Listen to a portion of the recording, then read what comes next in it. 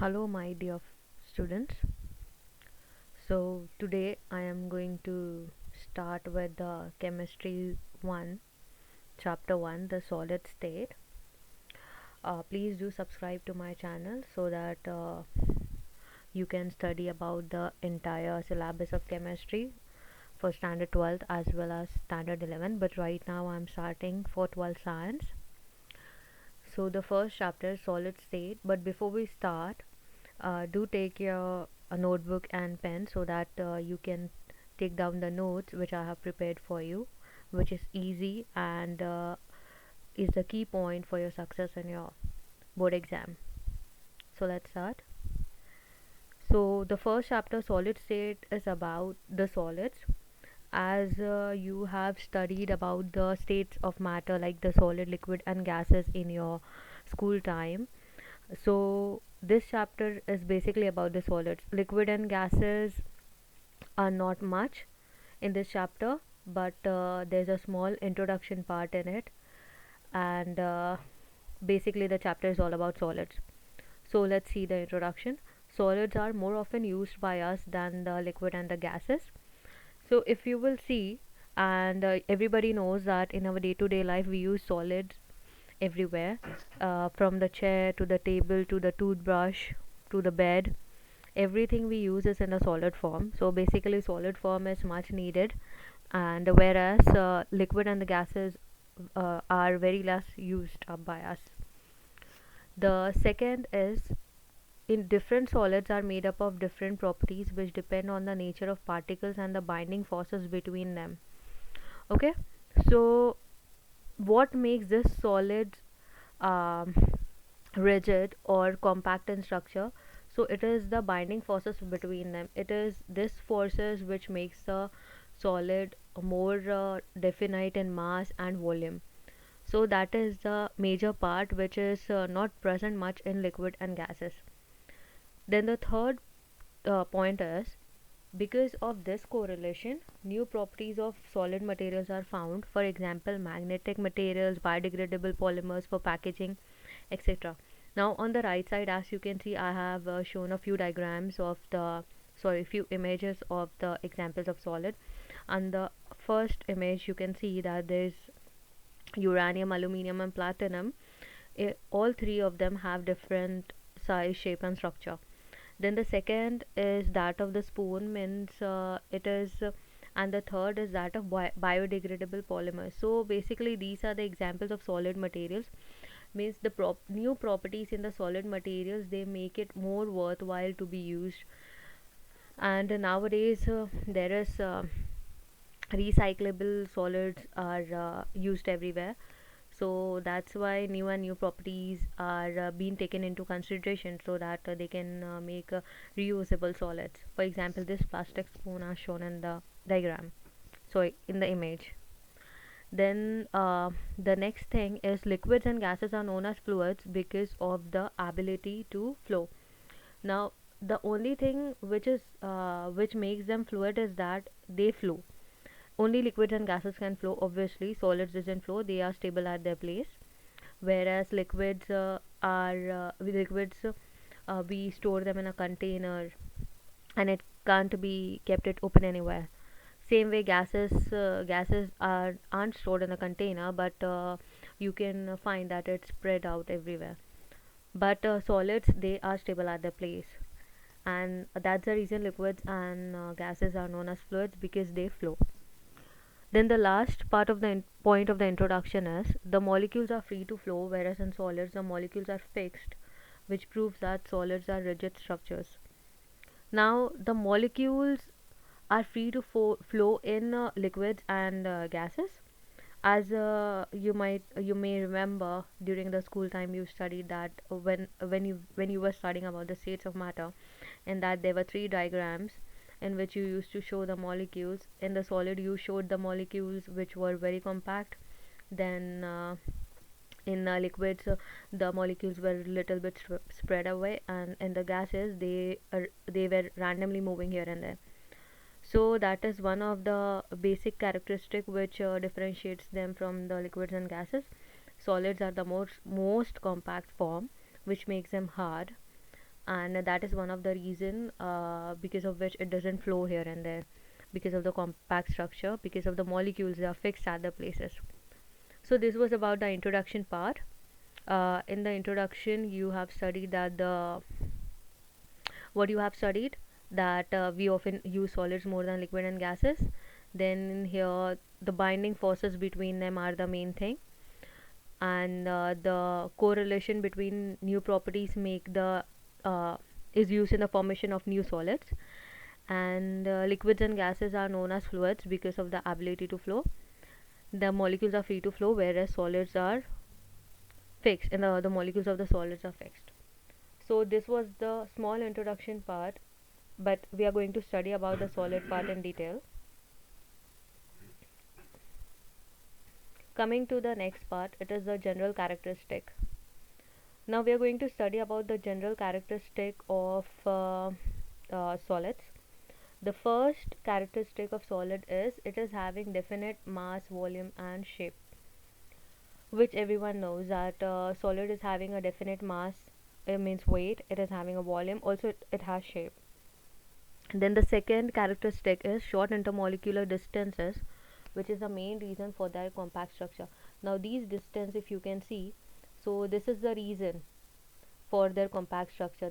These are the distance between them, like the distance between the two molecules. This is known as intra and this is known as inter. As you can see in the diagram here, that intra means inside the molecule and inter means adjacent molecules. So the distance between the adjacent molecules are the main reason, because they are very short. Okay, so that's why it makes the structure compact.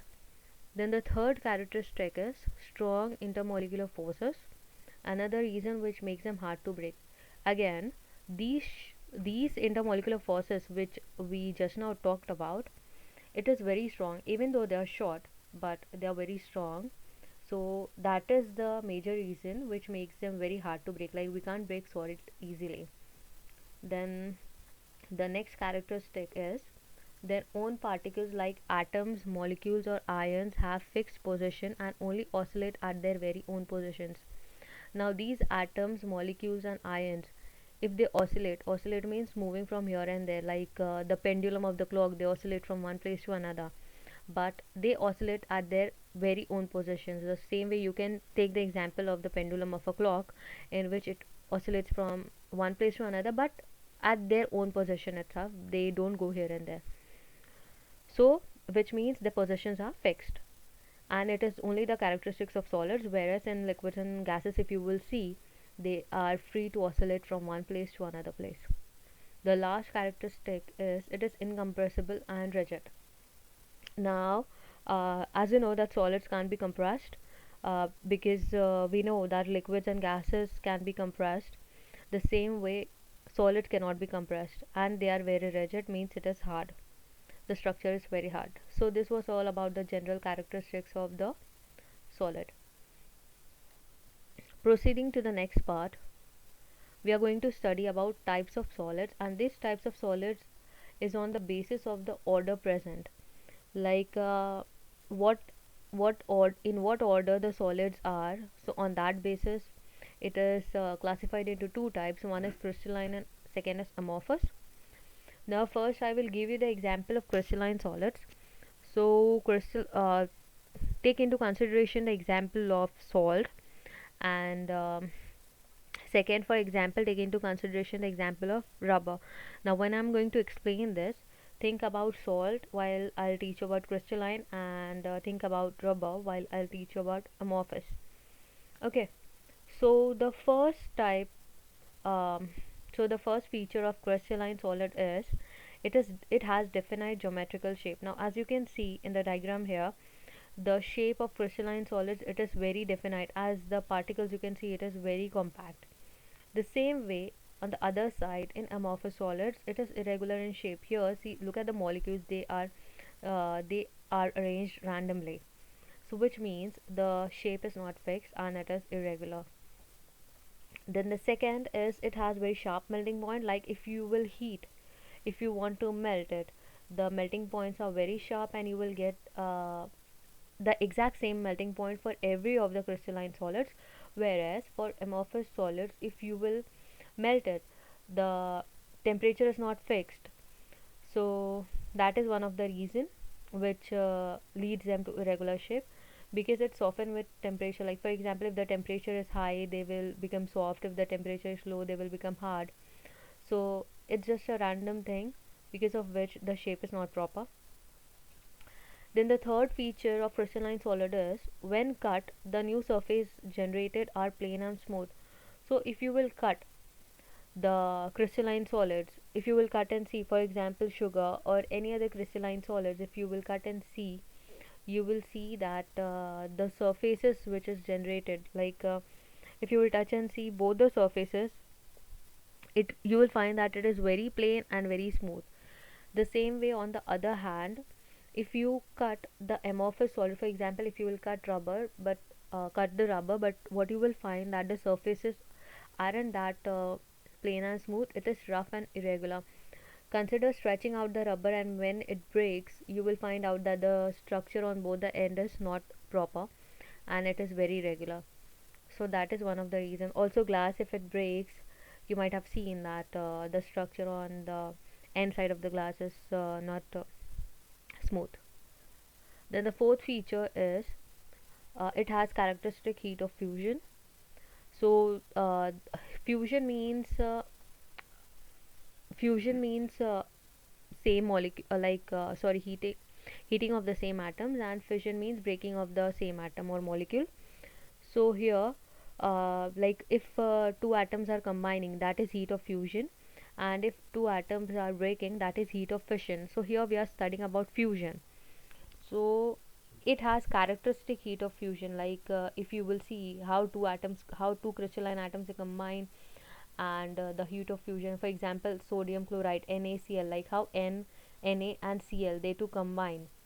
So that is known as heat of fusion, and this is the only the characteristic property of crystalline solids, whereas for amorphous there is no definite heat of fusion. Okay. Now the next feature is it is anisotropic in nature, whereas amorphous is isotropic in nature. Now what do you mean by anisotropic? Anisotropic means the physical properties, for example, the physical properties like refractive index or electrical resistance, whatever the physical properties they show, like melting point, melting point and boiling point are the chemical property. Whatever the physical properties are there, they show the different values when measured along with different directions in the same crystal. Even though the crystals are same, they will show the values different for different directions. Whereas isotropic in nature means for the amorphous solids, the all the physical properties have the same values. Okay, so that is isotropic in nature. Now crystalline solids are true solids, obviously. Okay, and amorphous solids are known as pseudo solids, which means false, or supercooled liquids. Like if the liquids are cooled at very much high temperature, so it becomes solid. So that is amorphous solids, means the liquids which are cooled, it becomes solid. So that is amorphous solids. They are not completely solid, they are liquids which cooled at high temperature become solid. Then the last differentiation point is it is long range order, and amorphous are only short range order. So this was about the types of solids, and if you will get the question regarding differentiate between crystalline and amorphous, you can write the answers based on this. Or for example, sometimes there are questions which come like write the features about the crystalline solid, so you can just write this entire point of the crystalline solid, or if it comes regarding the amorphous solids, you can just write this entire point. Okay. Now the next part is different types of crystalline solids. So further, if this crystalline solid is classified, before that what we studied the general characteristic of all the solids. Now this general characteristics was further classified into two types, crystalline and amorphous. There were two types of solids. Then again, crystalline solids are further classified into four types of solids. One is molecular solids, next is ionic solids, metallic solids, and covalent or network solids. Okay, so first I will teach you regarding the molecular solids. The molecular solids are of three types. One is non-polar atoms. One is non-polar molecular solids. Second is polar molecular solids, and the third is hydrogen molecular solids. Okay, the first point, non-polar molecular solids. So what do you mean by non-polar? Okay, non-polars means the polar means poles, okay, and non-polar means they don't have two poles. So that is the atoms or molecules formed by non-polar covalent bonds. Means, for example, if you will see here H hydrogen has plus charge, so two hydrogen both are having plus charge, so it doesn't form poles. Again, chlorine is having negative charge. Again, Cl minus means both are negative charge, and the same for iodine, I minus, which is again the negative charge. So if you will see, non-polar atoms, they have the same charge, and same charge doesn't attract each other, they repel each other. So that's why the bond between these two atoms are very weak. So you just have to write that only. Non-polar atoms are molecules formed by non-polar covalent bonds. Okay, non-polar covalent bonds means the bonds which is formed between two same atom or the same charge of atom. Then it is a weak dispersion force or London force. The name this London force is given. London force is actually the another name for weak force. Okay, and these solids are soft and they are non-conductor of electricity. Okay, so for conducting electricity you need free electrons, and here there is no free electrons. You just have the electrons which are just bonded by each other, either, or you just have the two completely positive charge or two completely negative charge, and there is no free electrons. And for conducting electricity you need free electrons, so that's why they are non-conductor of electricity. And again, the melting point is low. Okay, so they melt at very low temperature. Why? One of the reason for having the low melting point is that the bond between the two atoms are weak. If the bond between the always remember that if the bond between the two atoms are strong, then they will have high melting point.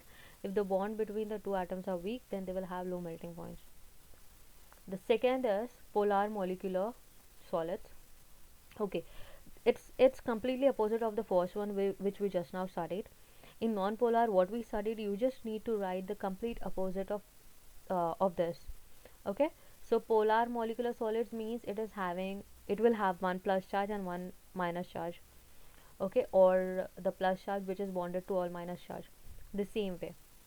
So it is formed by polar covalent bonds. It is strong dipole to dipole interactions. Dipole to dipole interaction means one plus charge and one minus charge, means it creates a pole. It is soft and non-conductor of electricity. Okay, again this solids are soft and they are non-conductor of electricity. One more time, don't always think that if there is a negative charge means it will conduct electricity. For conducting electricity you need free electrons. That is, if you don't have free electrons, and if you have electrons which is bonded to other atom, then you won't then that atom won't conduct electricity. Okay, it is having high melting point. What is the reason for having high melting point? I just now explained that the interaction, the force between them is strong, and if the force between them is strong, the melting point will be high. Okay, so the example here is HCl and SO2. HCl, H is plus charge and Cl is minus charge.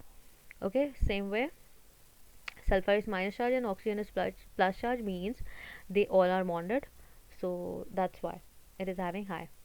Then the third is hydrogen molecular solids. Okay, in this the molecule contains polar covalent bond. Again, the bonds between them are polar, but the main thing is what it is between hydrogen, fluorine, oxygen or nitrogen atoms. Okay, so the polar bonds means you should remember that the polar bonds which is formed between hydrogen, fluorine, oxygen or nitrogen atoms is known as polar covalent bonds between hydrogen molecular solids. Okay, now here you can see that I have just added a diagram here. The names bond, which is just an image because the hydrogen bond is between the two molecules. So that is just one of a funny image. Now this H and H, it is an example of non-polar solids.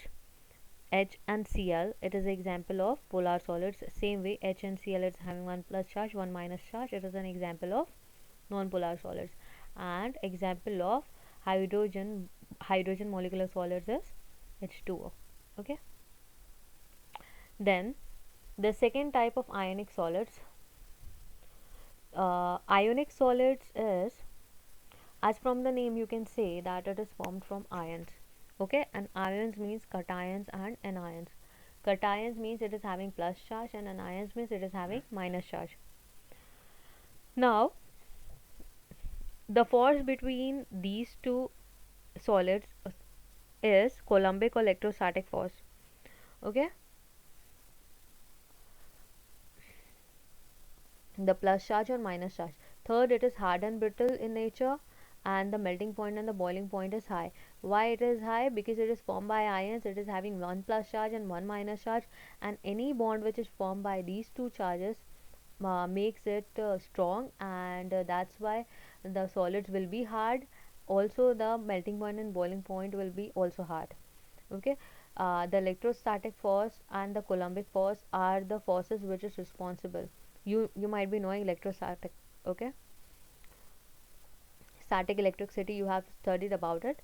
So it's that kind of electrostatic force.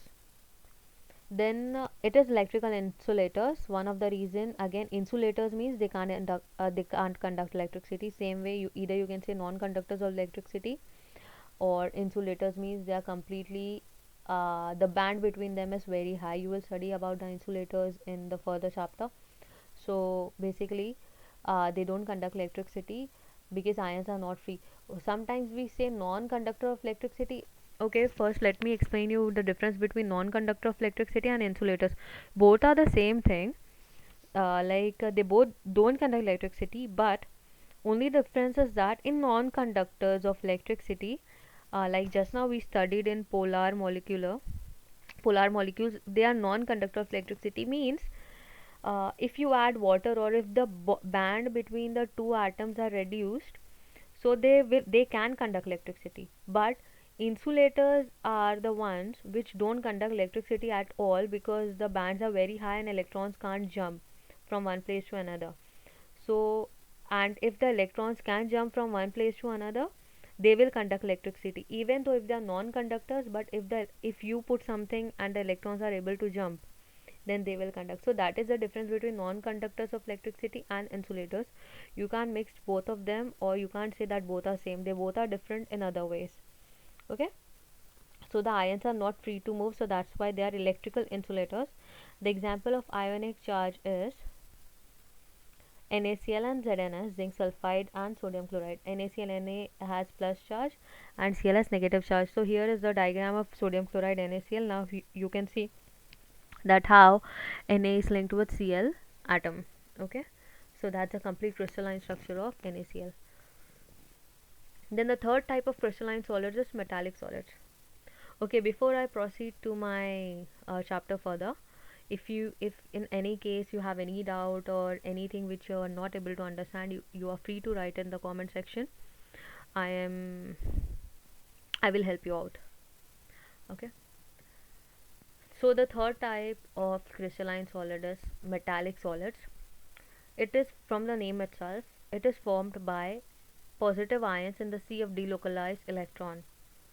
Means these type of solids are formed by plus ions in the sea of delocalized electrons. Means the electrons, first of all, delocalized means, localized means the electrons are fixed at a single place, whereas delocalized means they move from one place to another.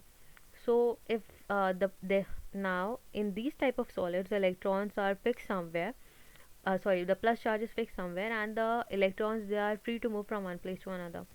And from this point itself, you can say that they conduct electricity. Why? I have told you the reason before, that there are free electrons on this, and if there are free electrons, means they will conduct electricity.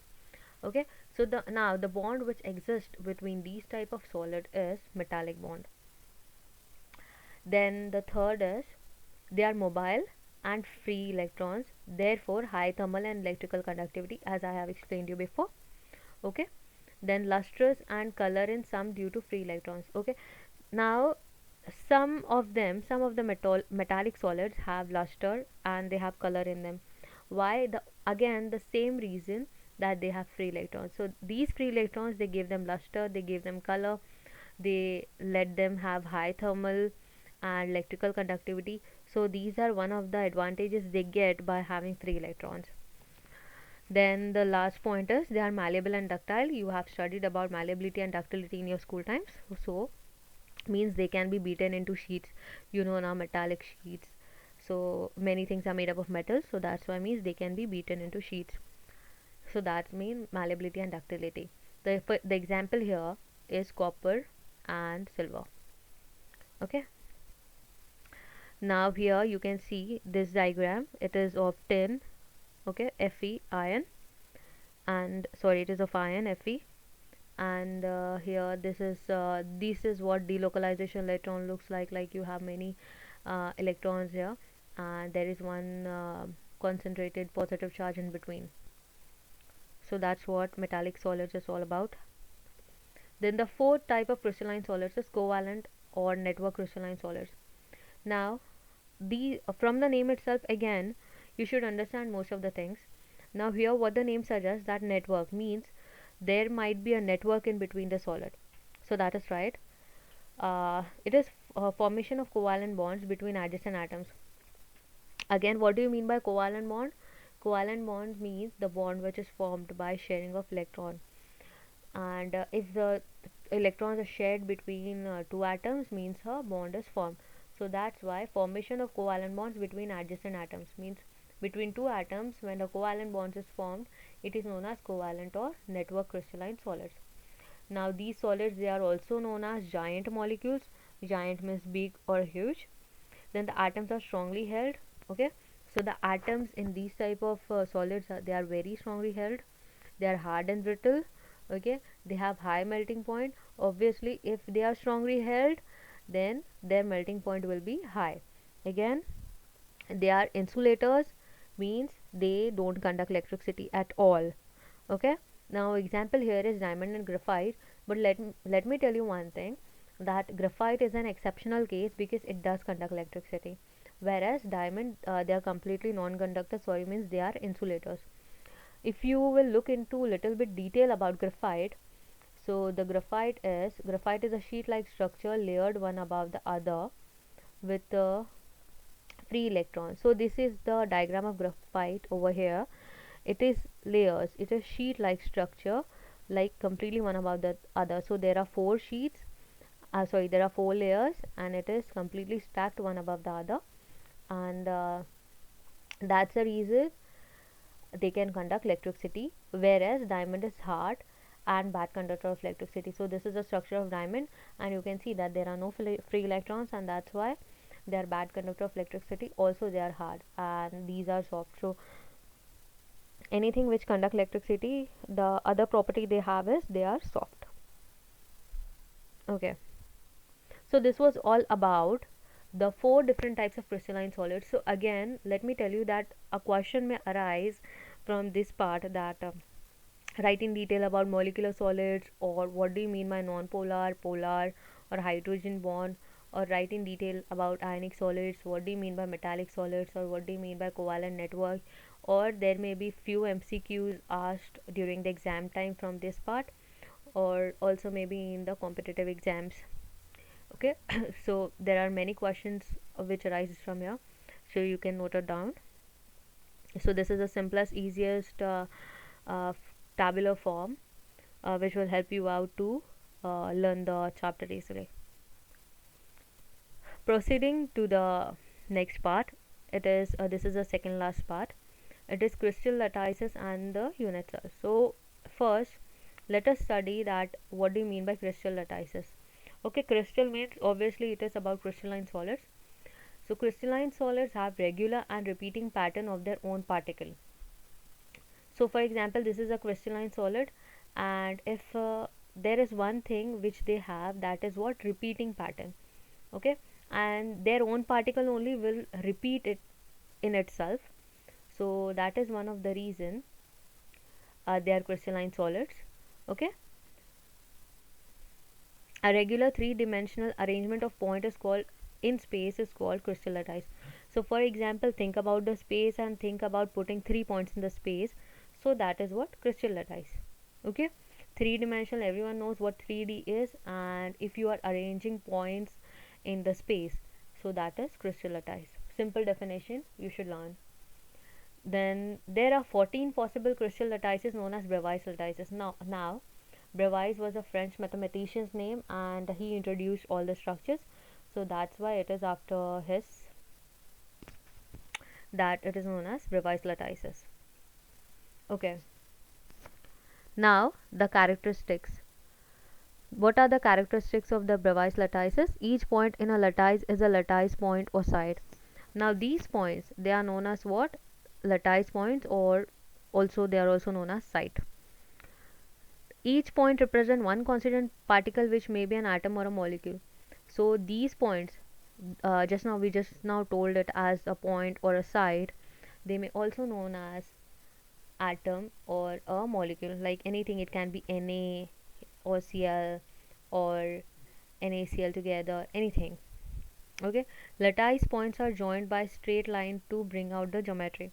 Now here, as you can see that everywhere there is a straight line, there is no curved line, no zigzag line, which means that there are straight lines, so that you can make the geometry out of it.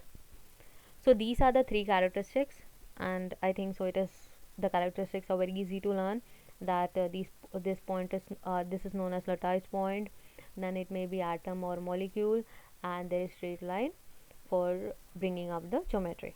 Okay, simple. Now the next part is unit cells. What is unit cell? So smallest portion of the crystal lattice, which if repeated generates a whole lattice. For example, this is a crystal lattice. For example, this is the unit cells, and if I am repeating this same 3-4 times, it will make a whole lattice. So this smallest part is known as unit cell. Okay, the same way as you study in biology that a unit cell is responsible for making out the entire life, the same thing, like it keeps on multiplicating in itself, the same way here also it keeps on repeating in itself and it makes a whole solid out of it. So that's why the smallest portion is known as unit cell. Now there are three characteristics of unit cell. One is, now look at the diagram here. One is it has three edges A, B, C. This is A, this is B, and this is C. Okay, three edges A, B, C. Now there are three angles, alpha, beta, and gamma. So in total there are these 6 parameters, which is important: A, B, C, and alpha, beta, and gamma. So these are the characteristics of a unit cell. Means the edges, they are named as A, B, C, and angles, they are known as alpha, beta, and gamma. So proceeding to the unit cells, there are two types of unit cells. This is the last part which we are going to study. One is primitive and one is centered. Okay, so what do you mean by primitive cells? Constituent particles which are present only at the corner positions of unit cell. Means these particles, they are present only at the corner of a unit cell. For example, this is a unit cell and it is present only at the corners. So if the particles are present only at the corners, like there are 8 corners, and if it is present only at the corners, then it is known as primitive unit cells. Okay, then what do you mean by centered unit cells? One or more particles are present other than the corners in addition to those at the corners. Means, for example, you can see here that in corners also they are present, the particles are present in the corners as well as at the center. Okay, so this is known as centered unit cells, and one which is present only at the corners, it is known as primitive unit cells. Now let me first complete this centered unit cells. So centered unit cells are basically of three types. One is body centered, one is face centered, and one is end centered. So body centered means one particle at the center with rest at the corner. Okay, so that is body centered. Now here you will see that one particle at the center, only one particle will be at the center, and the rest at the corner. Okay. In face centered, one particle present at the center of each face with the rest of the corner. Now face centered, now this is the example of face centered, like one particle is present at the face here, now here, here, here. Like all the faces the particles are present as well as at the corners. So this is known as face centered. Before that we studied body centered, means it is present only at the center, and face centered means it is present at the faces. Then the third is end centered, means one particle is present at the center of the two opposite faces with the rest with the rest at the corners. Okay, so now here one particle in the end centered means one particle is present at the center as well as at the faces. Okay, either opposite side of the faces. So that is face centered, sorry, end centered. Two opposite faces means it is present at the center, it is present at the faces, it is present at the corners, all the sides. So that is end centered. Now coming to primitive unit cells, there are 7 primitive type of unit cells. It is cubic, tetragonal, orthorhombic, monoclinic, hexagonal, rhombohedral and triclinic. So these are the 7 primitive type of unit cells. This is the chart form. From here you can study the major thing. So first is cubic. Cubic, you can see that it is in the possible variation, it is primitive, body centered, face centered, means these are the types they in which they fit. Then the actual distance, like a, it is a cube. Now obviously a is equal to b is equal to c. In cube all the sides are equal, everyone knows that. And also the angles, if you will see that the angles all are 90 degree. We know this very well since our childhood times. Now here the example is NaCl, zinc blende, copper. Okay, so the example, you just need to learn one or two examples. Same way tetragonal, it is primitive and body centered. This is the example of tetragonal. Here you will see that A is equal to B. A is equal to B, but it is not equal to C. Okay, this is the third side. It is not equal to this, but it is equal to this, and it is equal to this. So also but all the angles, they are 90 degree, alpha, beta and gamma all are 90 degree. So here is example, white tin and SnO2, TiO2. Okay, and next is orthorhombic. So the orthorhombic is primitive, body centered, face centered, end centered. But here this is the example of orthorhombic. You will see that A is not equal to B, is not equal to C. Like all the three sides they are not equal, but the angles they are equal to 90 degree. Okay, so this is orthorhombic. The example is rhombic sulfur, KNO3, barium sulfate. Hexagonal. Now look at the hexagonal, example of hexagonal. In hexagonal, it is primitive. A is equal to B, but it is not equal to C. Okay, same way.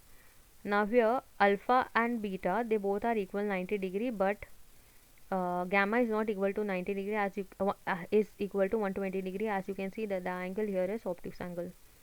Okay, the example of hexagonal is graphite, zinc oxide, etc. Now third is rhombohedral. Here this is primitive. Here you can see that B, A, C all are same. Rhombohedral is the opposite form of cubic. It's just in the obtuse form, like the cubic form is having the right angle, but this is having the obtuse angle, but all the sides are equal.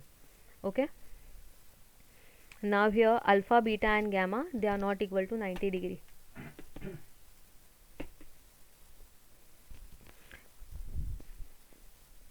Okay,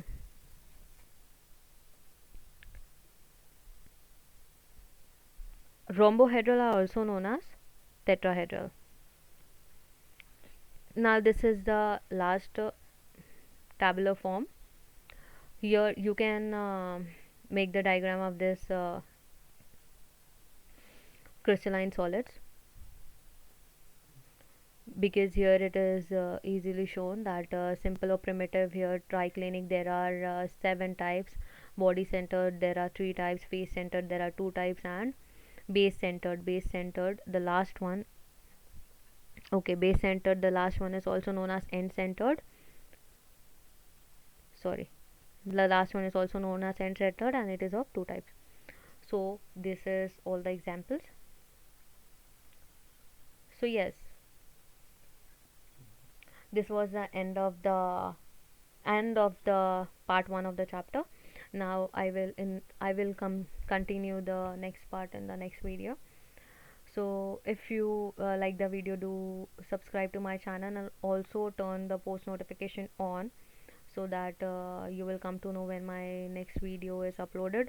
Also, as I told you that do write my notes on, so that it will be easy for you to remember everything. That's all. um, okay, bye. That's the end.